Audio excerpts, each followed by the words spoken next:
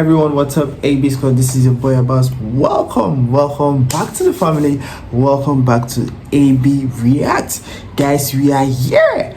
First of all, I want to say Merry Christmas and a Happy New Year in advance. We almost have some few days, like 4 more days, and I think it's just 6 days, I guess. Yeah, 6 more days to a new year 2025. So guys, today we are going to be checking out another interesting one of Douglas Murray, and this one has to do with Douglas Murray on Islam and migration in Europe. Of course, we love Douglas. Like, he's one person that's, you know, he always got the people in his heart. Like, he knows what to say, he knows when to say, and how he puts it.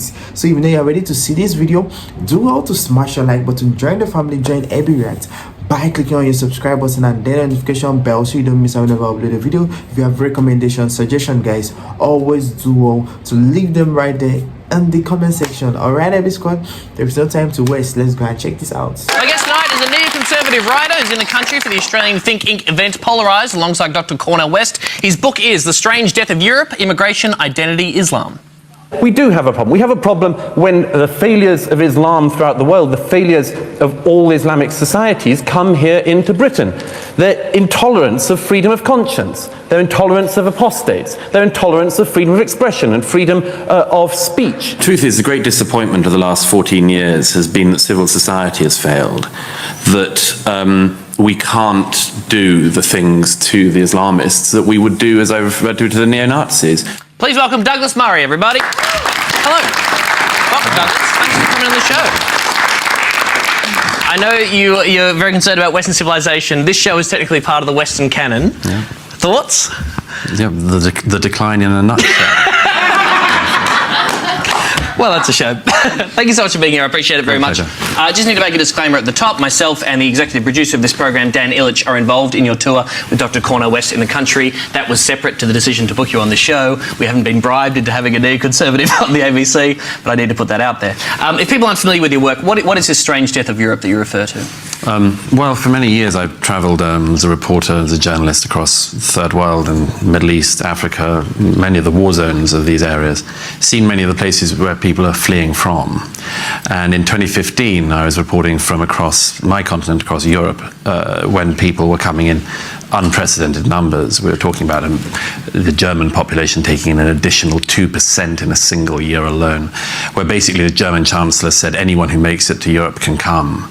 And I saw all of this firsthand, and I realized that there was a catastrophe in the making, a catastrophe which I think has already started to unfurl in the years since. I realized this is just a version of a problem that every country is having to think about.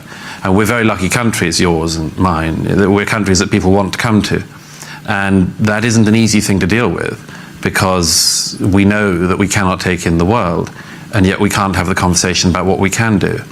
And I thought that we need to think about this much more deeply than we are. The political consequences of that decision sort of flowing through Germany and affecting Angela Merkel. Some changes seem to be happening. They're trying to get more agreements with North African countries and looking at trying to return some people to where they came from. Bribed Turkey. Right. Yeah. What do you think is going to happen? Well, we already know some of the consequences. German elections saw a party that's generally described as far right, the AfD, is now the main party of opposition in the German parliament. Unbelievable social problems, unbelievable problems with freedom of expression. I mean, another data law just came in at the beginning of this year that tries to stop German citizens saying very critical things about their government on social media. And I just, you know, who could predict any problem from, for instance, suppressing the rage of the German people? Who could foresee any downside to that, you know? Not me. All good. Okay. What do you think should happen now to address this situation? Look, I just, as I say, we have to think about this much more seriously and deeply than we've been thinking about it. A lot of people make a lot of very easy social capital, including a lot of politicians make very easy social capital by basically saying, we're generous, we're open, let them come. They quote John Lennon on quite often. And this is cheap and too easy, and it's not up to the task in hand. We have to be able to think about the speed of immigration, the type of immigration we do want, and that means the type of immigration that we just don't need more of. These are really ugly and difficult conversations to have, but it's my belief that if we don't have them, Other people will have them, and very bad people will have them. I'm not willing to hand that terrain over. Just not willing to do it. That ugliness is certainly something we're wrestling with in this country. We always have with immigration in Australia, and now our population has hit 25 million people. Some people are concerned solely by the numbers of immigration that we have, others by the makeup of that immigration. Sure. Some are concerned by both. You talk about how London is a minority white city at the moment. It's currently reached that point. In the future, there are predictions that the UK and America will become minority white countries.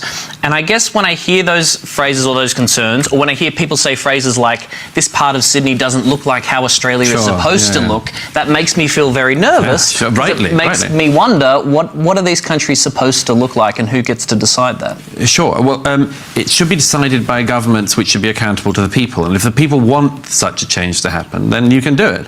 The problem I identify across Europe is that it happens in the face of public hopes and public desire, where the politicians end up berating the public rather than trying to listen to them or trying to answer them. And this, again, is a problem that is just exploding everywhere. Look at Italy is one of the founding members of the EU. It's a massively important economy in Europe. And the public there are so angry that they just voted into a government, a party, again, that is generally described as far-right, the League, and a party founded by a comedian, the Five Star Movement, which literally doesn't know what it wants to do. It is a protest vote that has become government, okay? I mean, you can say all sorts of things and make a lot of jokes about Italian politics, but it literally being run by comedians is sounds fucking awesome, I gotta say. You should look into this as a career move. Would anyone vote for me? Well, that was reluctant. What about the way these conversations and the way they affect immigrants who are already here? We could close the borders tomorrow and let nobody in left. There is a huge immigrant population in Australia. The phrase, a country built by immigrants is regularly used since the White Australia policy thing, since we wrapped that up. It depends what you mean by immigrants in Australia. I mean, sure. What do you mean when you say that? Immigrants, people who have immigrated post the White Australia policy. I think certainly that's a big part of it, of what we make up the immigrant population. But indeed, because it's an important question. I mean, is somebody an immigrant once they become a citizen? I'd say not. They cease to be an immigrant. They cease to be an immigrant. Once you're a citizen, you're not an immigrant anymore. Right. You're an Australian. Yeah. Well, there are plenty of citizens, people who are born and raised from, say, the Sudanese community in Australia. There's a lot of focus on that particular immigrant community in Melbourne at the moment. Because of the home invasion. There are some issues surrounding the over-representation of that community in crime statistics. Yeah. This video went a little bit viral on Vice Australia last week. This is some Sudanese youth recounting some of the feedback and some of the conversation that's happening online at the moment when it comes to their community. What more do you want? You people in Canberra, this is our country. Please send them back. They don't deserve to be here, and they are used to fighting and destroying other people's businesses, lives, and homes. For God's sake, can't you see what is happening? We will be taken over by them, and that is for sure. You are a bunch of idiots if you don't see this happening. I say concealed firearms should be considered in Australia. If they're that much of a danger, they should be shot. Yeah. I mean, how do we have this conversation without that kind of shit happening? Well, look, that's just a risk you're going to have to take, isn't it? Because the alternative is you shut everyone up, which isn't going to work. You're not going to be able to tell people don't speak about things, because they may not speak about things, but they'll keep thinking things. And it's much better that you know what they're thinking than that everyone hides it from you. It's going to be a lot better in the long term. But this points exactly to the center of a conundrum, which is there are specific issues that specific communities bring, undoubtedly. There are specific benefits that the communities bring, undoubtedly, and specific downsides. One thing which I've seen this throughout Europe. If for instance people flee a specific war zone, for instance Somalia, speak to anyone who's fled Somalia in recent years. They have seen things that you can't imagine. Now, it's a Somali gang moves into an area and they are willing to do things that other gangs won't do, and that causes a rise in violence, gang to gang to gang. Okay.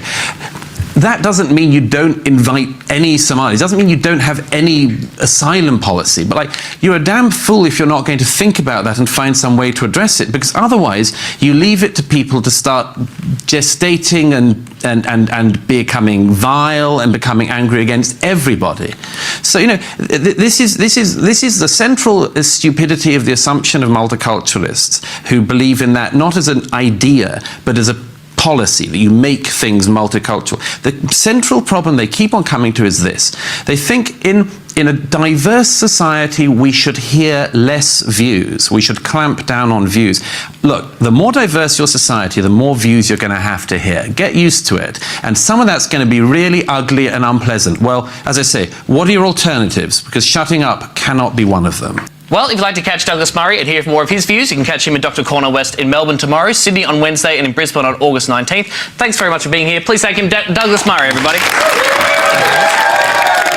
Okay, that was another interesting one from Douglas Murray, guys. Like, I mean, like I always tell you, he will always have so many things to see. He will always have, like, before he says things, he has done a lot of research. I mean, that was an incredible video from Douglas Murray. And guys, if you really enjoyed that video as much as I did, do also always smash your like button, meaning you enjoyed every video on this channel, meaning you were entertained. And of course, don't forget to click on your subscribe button, subscribe to this amazing channel. Let's keep the fire burning, let's keep growing this channel, and also on your notification bell so you don't miss out whenever I upload videos. Yes, and if you have recommendations, suggestions, guys, always do well to leave them right in the comment section. All right, every squad, now I can't wait to see you in my next video. Until then, stay safe, stay blessed, don't go away, don't touch that dial, guys. Bye.